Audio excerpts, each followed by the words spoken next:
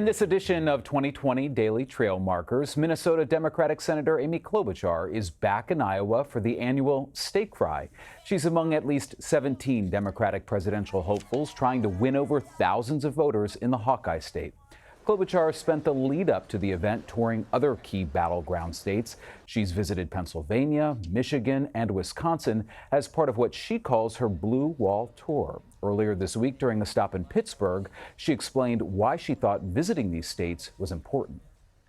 The reason I'm doing this Blue Wall Tour, this means the Blue Wall of the states we must win, is the states that we better keep visiting time and time again, and not just going to the easy areas, not just going to the blue areas, but going to the purple and red areas, and going not just where it's comfortable, but where it's uncomfortable, are the states of Michigan, Wisconsin, and Pennsylvania. All right?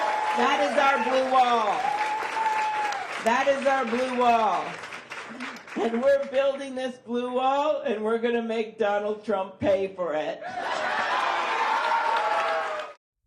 And CBS News 2020 campaign reporter Bo Erickson is at the Steak Fry in Des Moines, Iowa.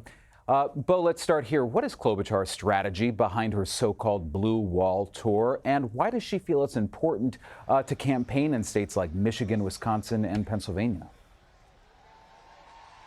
Well, hi, Kenneth. I'm here in Iowa along with Amy Klobuchar and over 12,000 other Democrats. But earlier in the week, I went with Amy Klobuchar as she opened up her Blue Wall construction company. She says that she's going to build that blue wall, and as you heard, she's going to give Donald Trump the bill. She thinks that she needs to go to these three states because that is her main message. She is a moderate, and she wants to push that message to try to draw in some of the Trump voters who voted for Obama maybe in 2008 and then went to President Donald Trump. It's an interesting case she's making, though, because in the primary in 2016, in two of these three states, it was actually Bernie Sanders who won over Hillary Clinton. And so it may be a little rub, but I heard a lot of people like her centrist message throughout these three states, too.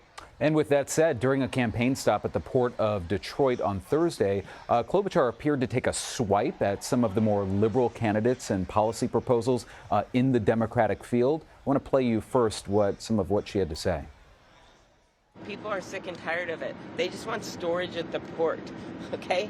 That is a bread and butter issue that you want a president to be working on instead of just calling people names. And so my view of this is we've got a lot of great people running, but some of these ideas are better left in the college faculty lounge than right here at this port. And I'm a common sense person that's always governed by that. So, Bo, does Klobuchar see more liberal candidates as the biggest challenge to getting her message to moderate voters and in front of moderate voters? Well, it sounds like she tries to make friends by being funny, and I used to cover the Hill, and I know she tried to do that with her colleagues.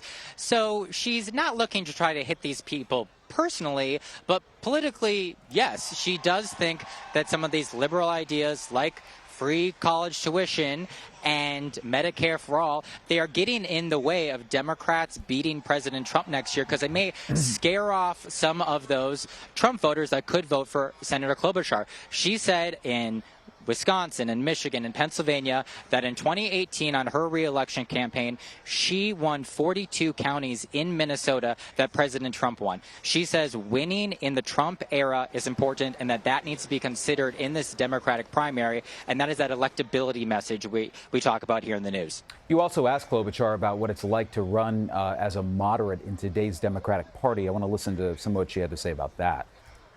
A lot of students that were really excited out there, and I think there's a lot of media coverage because a number of these candidates have been running for years, or in the case of Bernie, ran for president before, and that has its own sense of energy. So it's a different kind of excitement, and it might not lend itself to one viral moment, but it is a upward mobile slog to get to victory.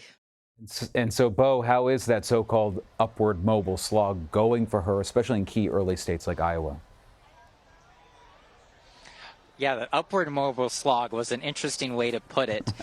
She kind of seems like she is progressive antagonists sometimes, whether it's on the debate stage or talking on her campaign trails. And I kind of got the sense that she has to constantly fight against some of this enthusiasm coming from Sanders or Warren and their supporters. But she thinks she's giving the right message. Here in Iowa, a local newspaper said that she has some of the best endorsements here. And one local poll here said it actually doubled her support after the debate. And so the campaign and people who support her were very encouraged in the last couple of weeks.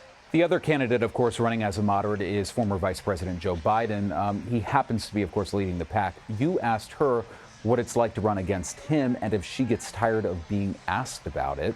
Let's listen to some of that. I just take every question as they come, and I have my own unique brand, my own unique being. From the Midwest, a woman. He doesn't have those two things, and also having really in a new generation of politicians. And I've worked with him, and we've worked together, but I just have a different story, and I wouldn't be running for this if I didn't think I was the strongest candidate. And so, Bo, you've spent some time with Klobuchar's campaign. Do they feel like they can really beat Biden?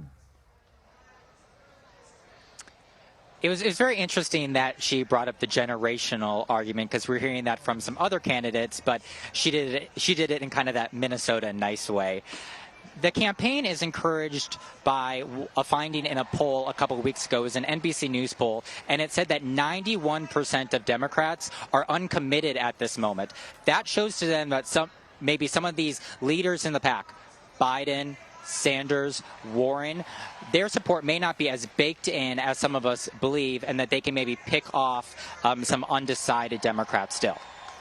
Biden also spoke with reporters Saturday before his speech at the steak fry, and you asked him about the really big news of the day about the president reportedly urging Ukraine's president to investigate his son. What did he say about that? And I guess just overall there was some hesitancy for Biden, it seemed, to answer this question on camera until he really knew what he wanted to say. So 24 hours later, we talked to him today, and he was fired up. We know from his long record that if you come for his family, he's going to give a strong defense. He said that this is all politics with President Trump because President Trump is worried that Joe Biden says he can beat him like a drum. I asked him several times about impeachment. Does this mean you actively support impeaching President Trump now? And Joe Biden kind of passed the buck to Nancy Pelosi and House Democrats and said, well, if they want to go forward in this House impeachment inquiry, I'll support that. All right, Bo Erickson at the steak fry in Iowa. Bo, good to see you. Thanks for being with us. Thank you very much.